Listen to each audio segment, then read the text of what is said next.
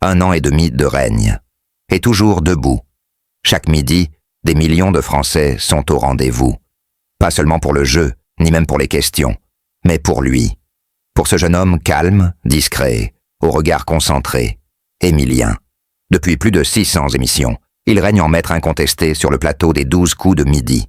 Plus de 2,3 millions d'euros de gains. Un palmarès historique, une longévité inégalée. Et pourtant, il continue d'apparaître avec la même humilité qu'au premier jour. Qui est vraiment ce phénomène aux allures d'étudiant sage et réservé, qui bouleverse l'histoire des jeux télévisés en France? Son ascension est d'autant plus fascinante qu'elle ne repose sur aucun artifice. Pas de stratégie spectaculaire, pas de posture médiatique. Émilien s'est imposé avec une seule arme, la connaissance. Une culture générale construite patiemment, des heures et des heures à jouer, à prendre des notes, à apprendre pour le plaisir, sans pression, sans objectif de gloire. Je joue parfois 15 ou 16 heures par jour, simplement parce que ça me plaît, a-t-il confié, avec le plus grand naturel, dans l'émission 7 à 8. Un aveu qui en dit long sur la passion et la discipline de ce jeune étudiant en histoire. Mais derrière les chiffres vertigineux et l'image du champion inébranlable, un doute commence à s'installer. Jusqu'où pourra-t-il aller? Car les rumeurs, elles, sont de plus en plus insistantes. La fin serait proche. Certains parlent même d'une élimination prochaine, déjà filmée mais pas encore diffusée. Une information tenue secrète, que la production refuse de confirmer, mais qui alimente toutes les spéculations. Et si le compte à rebours avait déjà commencé? Si, derrière ce visage serein, Émilien sentait que le moment de passer le flambeau approchait. Une phrase qu'il a glissée presque comme une évidence dans son entretien avec Audrey Crespo-Mara résonne aujourd'hui comme un présage. Le jour où je perdrai, il faudra l'accueillir et se souvenir des bons moments. Alors, simple déclaration de modestie ou aveu déguisé? Ce qui est certain, c'est qu'un chapitre exceptionnel de la télévision française est en train de s'écrire sous nos yeux. Et que l'épilogue pourrait bien nous surprendre. L'origine d'une vocation? Quand il se tient devant le pupitre des 12 coups de midi, Émilien ne pense pas à l'argent, ni à sa renommée. Ce qu'il ressent, il le dit simplement. Je suis à ma place.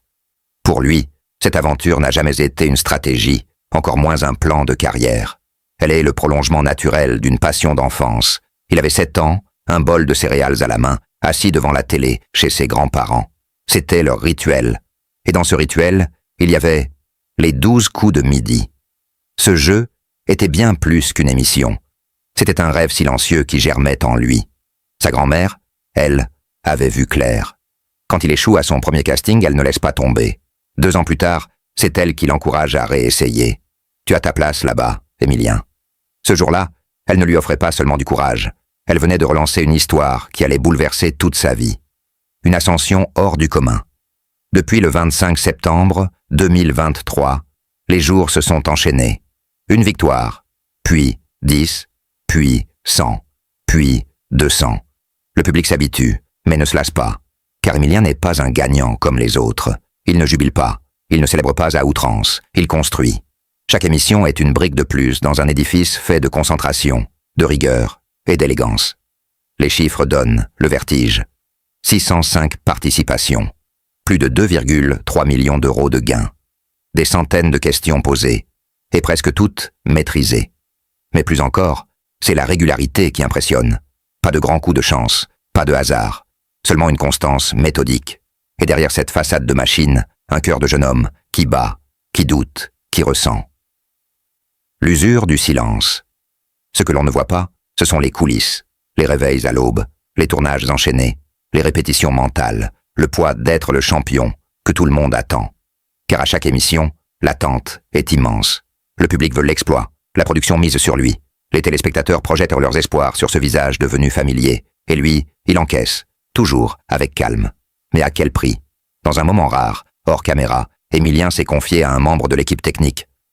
Je suis fatigué, parfois, pas physiquement, mais intérieurement. C'est comme si j'avais peur d'oublier qui je suis. Cette phrase dit tout. Derrière la lumière des projecteurs, le doute grandit. La rumeur d'une fin annoncée.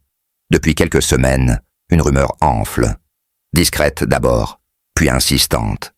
Émilien serait éliminé dans les prochains tournages. Certains disent même que l'émission de sa défaite est déjà enregistrée, gardée secrète par la PR. Audition pour créer un choc. Vrai? Faux question marque. Personne ne confirme. Mais une chose est sûr. Le mystère grandit. Et avec lui, le suspense devient insoutenable. Certains fans se disent apprêts à arrêter de regarder si Émilien part. D'autres attendent ce moment comme une tragédie inévitable. Une chose est sûre, sa chute, si elle survient, ne sera pas une simple défaite. Elle sera un événement, un champion, mais aussi un fils, un petit-fils, un amoureux. Peu de gens connaissent vraiment Émilien. Derrière le champion, il y a un jeune homme simple. Il vit encore avec ses parents, n'a pas le permis, et continue à aider sa petite sœur pour ses devoirs. Son quotidien n'a pas changé, malgré l'argent, malgré la célébrité. Il aime les livres, les longues balades et les parties de Trivial Pursuit en famille. Et puis, il y a Jessica, sa compagne, discrète mais présente dans l'ombre de chaque victoire. Elle le soutient, le rassure, lui rappelle qu'il a le droit d'être fatigué, qu'il a le droit de ne pas être parfait. Dans une lettre qu'il lui aurait laissée avant un tournage, Émilien aurait écrit « Si aujourd'hui c'est ma dernière émission, alors je veux que tu saches que chaque seconde passée dans cette aventure n'a eu de sens que parce que tu étais là, dans mon cœur. » Une phrase simple, mais bouleversante. Et après, Émilien n'est pas inquiet pour l'après. J'aimerais enseigner, transmettre ce que j'aime. Professeur d'histoire-géographie. Ce n'est pas un rêve de luxe ou de gloire. C'est une vocation tranquille qui lui ressemble. Et s'il retourne sur les bancs de l'université, ce ne sera pas un retour en arrière, ce sera le début d'un